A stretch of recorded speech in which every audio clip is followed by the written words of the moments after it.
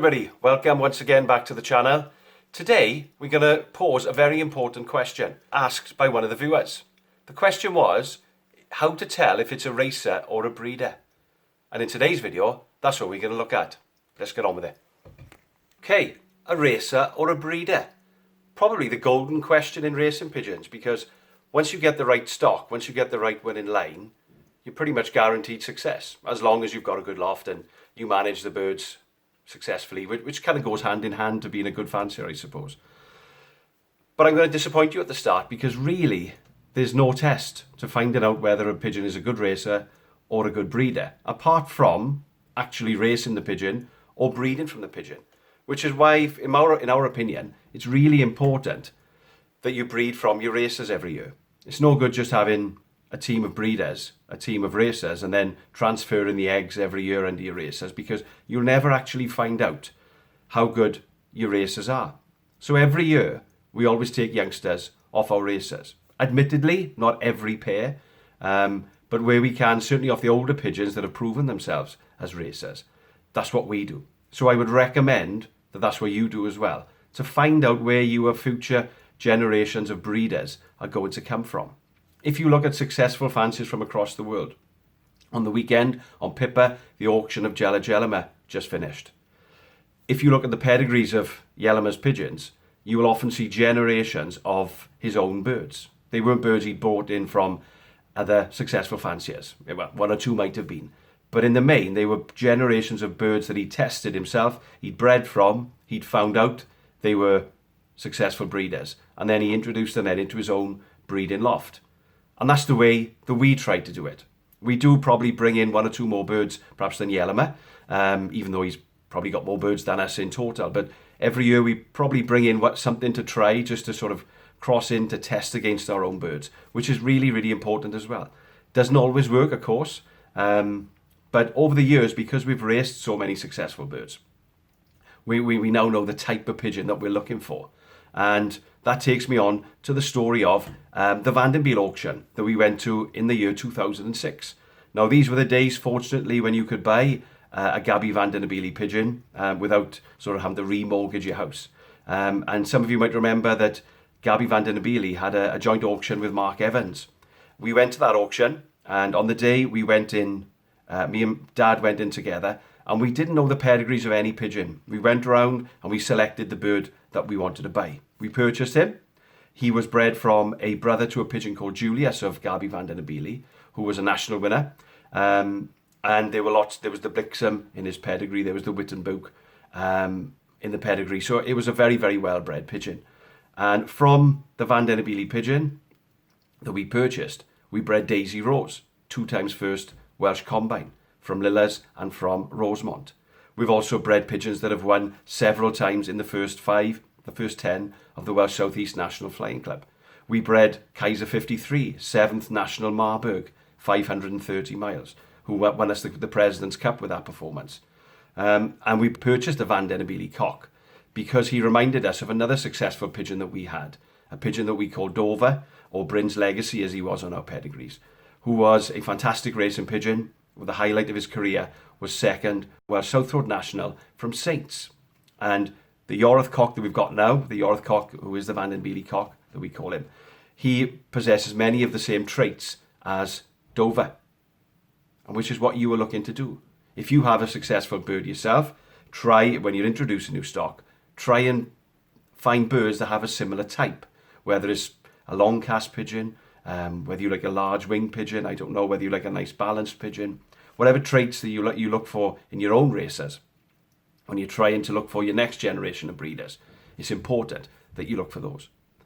Now, this is where Pippa and other online sites have perhaps a lot to answer for in a way, because you can't actually hold the bird yourself, you can't handle the bird yourself. You're relying on the information that the fancier who's selling the bird gives you. And that makes it more difficult. So in that case, you're probably relying on pedigree a little bit more. Sometimes you get lucky and purchase a good breeder, sometimes you won't. We've done it ourselves, and I'm sure in the future perhaps you will as well. But yeah, there's a lot of luck if you're buying online. So let's have a little look at one of our next generation of breeders. It's the 21 hen, a very successful hen in her own racing career, and has now shown herself in the last couple of years that she can also breed successful birds as well. Let's take a look. Okay, here we are in the loft. Now we're trying to explain, of course, what's the difference between a racer and a breeder, and this is the hen I was referring to in the video. Like a lot of our pigeons, probably a lot of other fanciers as well, this is the 21 hen, named after her ring number, her last two digits of her ring number, 04321. She's from the year 2017, so she's a 3-year-old hen now. And this hen is quite unusual, I suppose, in that she's a racer and a breeder. She was an excellent racer, or is an excellent racer. She's actually still in our race team. She was first Federation Swindon as a young bird, 1,200 birds. Last year, as a yearling, she was around about 20th national from Eastbourne. This year, I think she was about 35th, between 35th and 40th national Eastbourne in the Welsh South Road National. But as well as that, she's been a very, very consistent hen. She's won us sort of a lot of money in pooling, so she's a very, very good hen. Now, this is her. So she is a daughter of our original brass bedding cock, 06. Again, ring numbers. And her mother is the Benny hen, who we've showed you in a previous video. Now, as well as being an excellent racer herself, she has bred 2 youngsters every year. In the first year, her youngster was first Maesteg breeder buyer. Second year, one of her youngsters was second in the Maesteg breeder buyer, as well as sort of being a really consistent racer.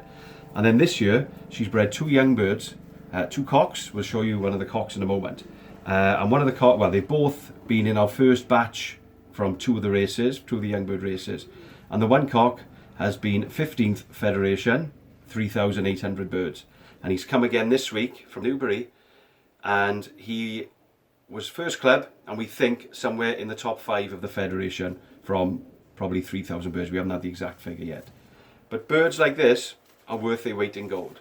6 youngsters reared, and 4 of them have already been winners, or come to win.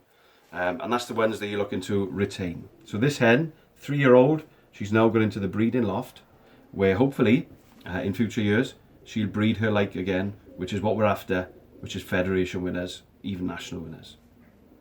Right, this is the 21's hen son from this year. There he is, just put him, he's a little bit of a wriggler, but as you can see, he's in very, very good condition. Coming into the national races here in Wales. Now we think he's going to be a very, very good racer himself. Again, as long as he keeps picking the right line, dodging the hawks, we always say that. Got to have a bit of luck on race day. But he's certainly got it. He's got the winning genes from his mother. So he was 15th Federation, Newbury. And he's, like I said in the previous clip, he came again this week, and we think he's going to be in the top 5 once again in the Federation from Newbury, where we had the 4 birds together. So, real smart pigeon, like checker cock, ring number 04, remember that number? Hopefully, he'll come from one of the national races as well. As you can see, he's a right wriggler. But that's what you're looking for. Winning pigeons that can pass on their genes to their children and grandchildren, and then, of course, great-grandchildren and so on, and then that's how dynasties are created. So it's really, really important that when you do find a good breeder in your loft, that you keep the line, you keep the pigeon, don't race her anymore if I were you, because that can breed you a lot full of winners for many years to come. Right, so that was the 21 hen, a successful racer in her own right, but has now shown herself to be a very good breeder. So in 2021, she'll go into our breeding loft and hopefully produce us many more winners in years to come. So that's today's video. The acid test is to race a bird yourself or to breed from a bird yourself. You've got to be patient. You've got to give the bird 2, 3, maybe 4 years before you will find out if the offspring are any good or not. Sometimes a bird will be a breeder of good pigeons. Sometimes it'll be a breeder of breeders. So patience is so, so important, because you never know when that golden pigeon is going to turn up.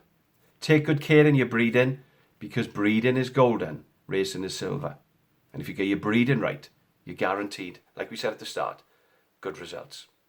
So as always, thanks for watching.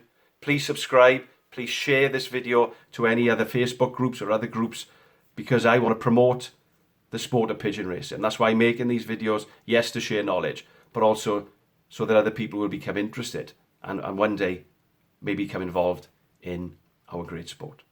Thanks for watching. and we'll see you next time. Bye for now.